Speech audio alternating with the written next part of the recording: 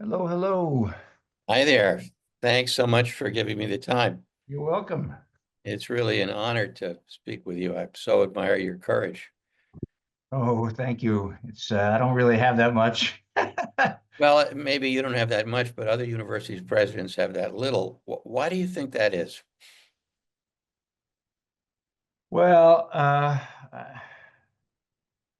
I'd be I'd be disingenuous if I said that I wasn't disappointed in the reactions of my colleagues. I think the most important thing is that the American government has decided to use its awesome powers to attack schools. And this this press is interested in why university presidents and others don't stand up and defend themselves more. To me, that's a little bit like asking, like, why did she wear provocative clothing when she was attacked? I mean, it's the fucking attacks that matter. And uh, but it's everyone is I am too, curious, like what why didn't you fight back? I think partly because they're so outgunned, outmatched by the powers of the federal government. I think in this country we have long depended on norms or mores that even those people with power that most respected to some extent. I mean, they ran, let's say, the Contra operations, or they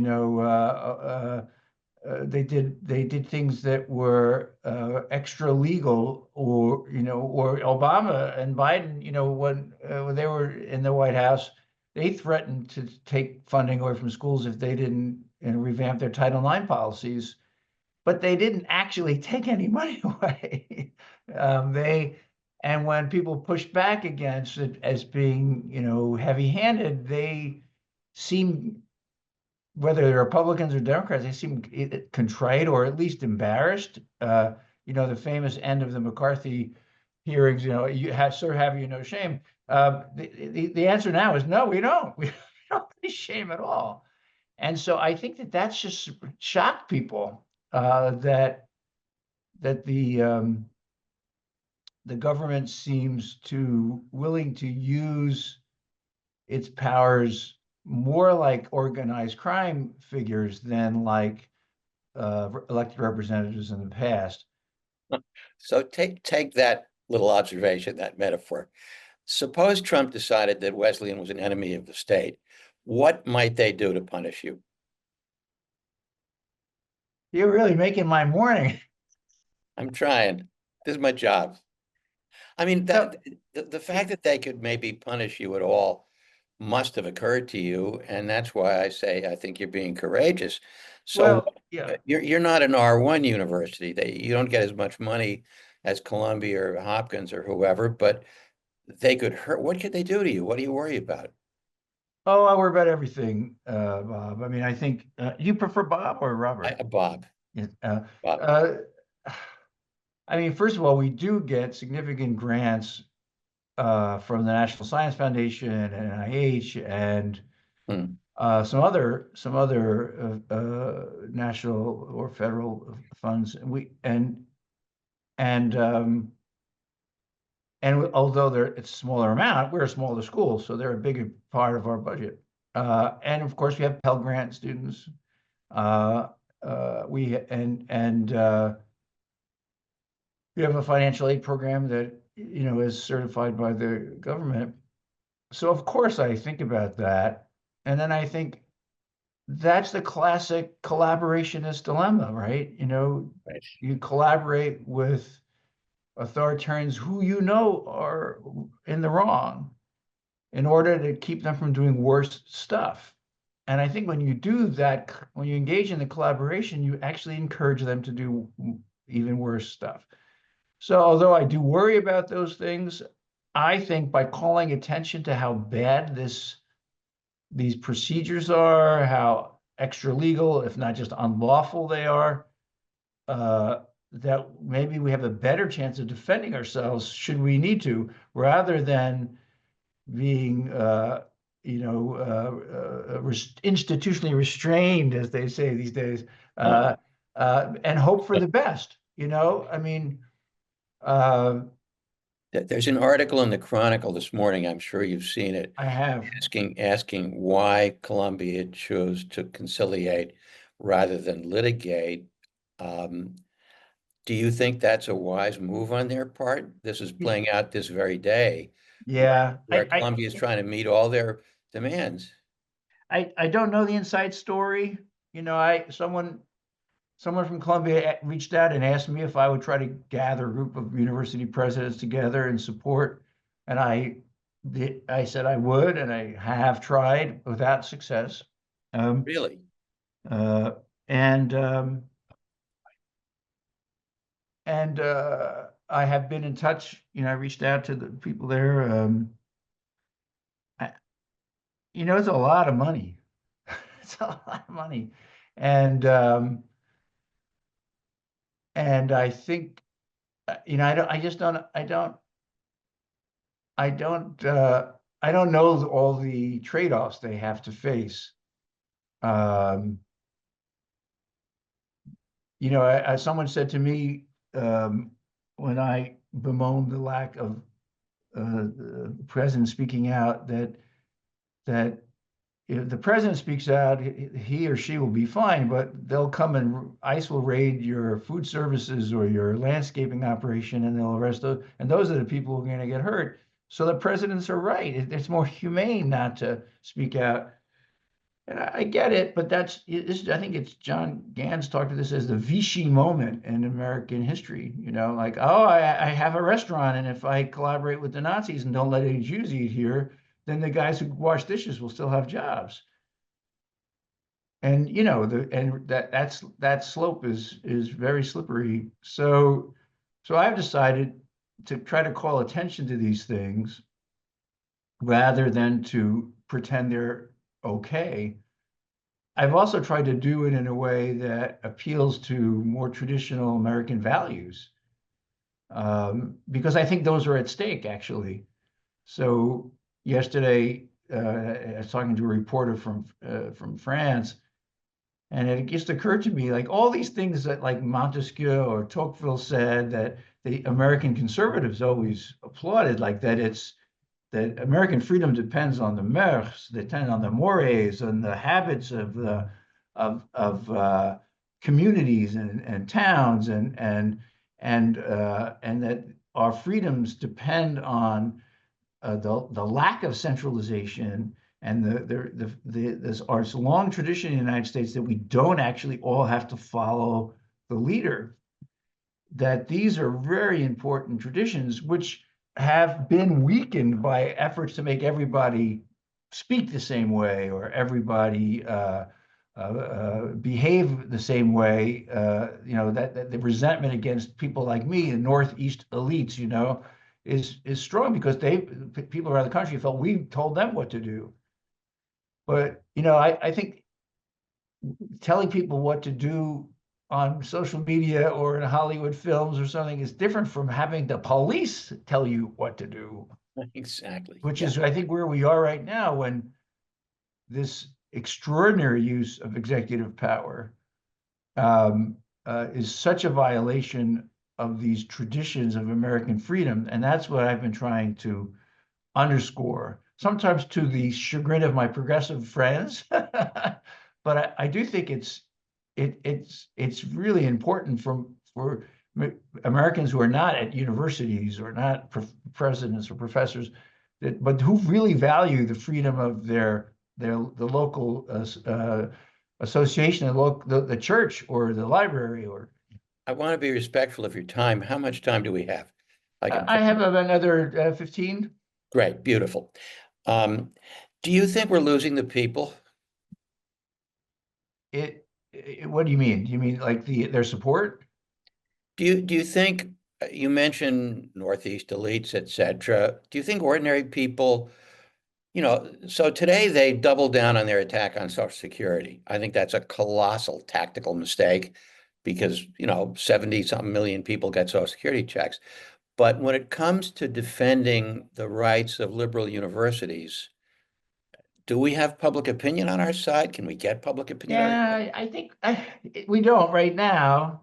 I mean, I just got off a call with a bunch of very smart professors who are trying to figure out what to do, what if they can do something. Um, and somebody put up a graph that showed the decline of trust in American higher education. But Yeah. it's kind of just, everything, all these things depend on context. If you just look at, I asked my AI buddy, Mm. what institutions in America have had an increase in trust in the last 10 years? Then there are none. I There's mean, one actually. it suggested the military, but if you push down on the military, it's declined too. Yeah. Um, so I don't know which one you're thinking of. Government workers actually. Oh, yes, I did see that. Isn't I that did see that. amazing? I thought it was a hallucination. No, no. Isn't that amazing? It is amazing. So I think that part of this is it's part of that. What do they, David Brooks, others call it brokenism or something, that people have been encouraged to have no faith in anything. Anything. Yeah, that's right. And so the decline in trust especially among Republicans, is precipitous in higher education, but it's in politics as well. And in business, it's down. So I think the real challenge for us in democracies in this country and elsewhere is creating trust at all, and trust in institutions. And I think it has to start locally. I mean, nope, people don't like higher education, but most people do like their school. Well, Fenno's paradox. Yep. And so I think reminding people why they, if you went to University of Michigan, why you love the University of Michigan, and why, or and why you hate Duke because you went to some other school, and I think, so that's, I think, very important. I think it's really important to remind Americans how proud we should be in scientific achievements.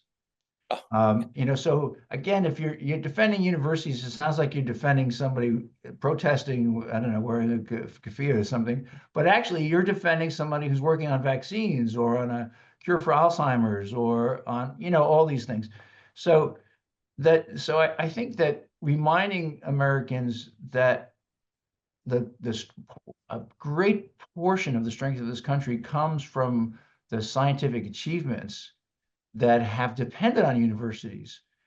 And that's why, I mean, because folks will say, well, you take the money from the government, why don't you want to follow them?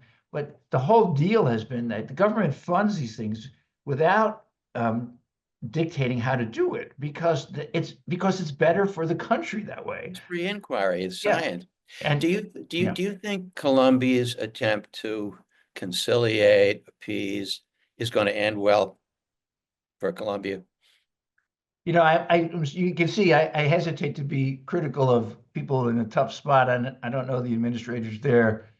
I think appeasement doesn't end well. Appeasement doesn't end, and we know that. We know that. And Can I? so I think that calling attention to this massive intrusion into a private institution by the federal government on ideological grounds, that seems to be so important. I mean, you're cancering diabetes research to punish pro-Palestinian protesters. You're punishing people working on cures for leukemia, because half of those people working on it are Jewish, because you say the school is anti-Semitic. I mean, this anti-Semitism stuff is horrific to me as a Jew. I mean, I know there's anti-Semitism, of course. I live in America, but this idea that you somehow use anti-Semitism as a vehicle for punishing the hospitals and medical schools. How do we disentangle the weaponization of anti-Semitism? I mean, so you have right-wingers, many of whom don't particularly like Jews, many of whom have very fine anti-Semitic credentials themselves, Yes. using anti-Semitism defined as criticizing anything that the Netanyahu government does in Gaza or the West Bank as a way of cracking down on academic freedom. And unfortunately, the pro-Palestinian radicals have played into this. This is a fine mess. And I don't know if you followed this, but Netanyahu has this conference on anti-Semitism next week, where he's invited one right winger after another from Europe and a lot of mainstream European politicians, including, by the way, the guy from ADL, have now said, sorry, we're not going. And Oh, good for him. Well, ADL is responsible as anybody yeah. for kind of creating this framework. That's me talking, not you. But how in God's name do you disentangle this so that we can talk about the real anti-Semitism, but not use the weaponization of anti-Semitism to stifle free speech and slavishly back whatever Netanyahu does? How in God's name do you, if we ever get back to normal, disentangle that? Well, I think it's an important task. I've been trying myself. I've written this piece, which I expected to be in the newspaper by now, but it's I don't know where it is in the process on just on this subject. And I have tried to speak. I wrote a piece about just when Khalil was arrested. I wrote this piece in Slate. I read that, yeah. You know, because I mean, and Politico described me as an ardent defender of Israel, which my daughter, who, of course, 27, she thinks that makes me a real pig. But Oh, oh, and because I've been critical of the Netanyahu regime, and I've called for a ceasefire, a year ago, and wrote. But I also write as you heard me say before, I write as a Jew. I talk about I do believe anti-Semitism is very real. If this piece sees the light of day, I talk about how my father taught me how to punch somebody before they hit me in elementary school because of he said, if you're going to run into anti-Semites, you have to learn how to punch before they hit you. And so when my students today say to me, oh, I can't believe this, people are anti-Semitic, I'm like, where were you? But this, as you put it, the weaponization of anti-Semitism, I mean, by this crowd of Jew haters, basically, it's awful. And Netanyahu has there's nothing. He's the depravity of this man is endless, I think. Um, uh, but I'm also think that deserves to be eradicated and a bunch of thugs. So, as my Israeli friend at Columbia said to me, that I'm a hero there. That passing around my articles like Samizdat publications. He said, if they only knew what you thought, they'd hang you. There's an Israeli friend of mine who teaches there. Um, so it is I think the way you disentangle it, and here's my weak liberalism, I guess, is I think you talk about it, you make the argument, you show how it works. That's what I've been trying to do is, I don't, it's funny, Bob, a few years ago, I wrote this book called Safe Enough Spaces. And at the time, because I was defending the idea of safe spaces or safe enough ones, people would ask me to be in a debate on free speech, but they would make me on the anti-free speech side. And I said, fine, because I don't think free speech is the only value. I mean, sometimes other things are more important. But now I'm like Mr. Free Speech. I actually just made a donation to FIRE, which I had to really eat some crow, because I always thought of them as just leaning so far to the right, but they're actually fighting this now in a much more direct way than most places. And so I think that's how you disentangle it. You keep making the argument and hope that there will be a time when people can hear it. I don't think they hear it now. We're building something now called a democracy incubator. It's like a seed bank. Like the soil is not good. You can't really plant right now. But we want to make sure we have the seeds for democratic culture exchange, that we're working on them with students, hope to do with other organizations, with other schools. And then when things are a little bit better and people can hear these things, we'll be ready. We're on the record, right? I can Yeah, quote of you. course. Bravo. All right, this was just a wonderful conversation. I appreciate you all more, and keep Thank the you. faith, keep the faith, don't give up.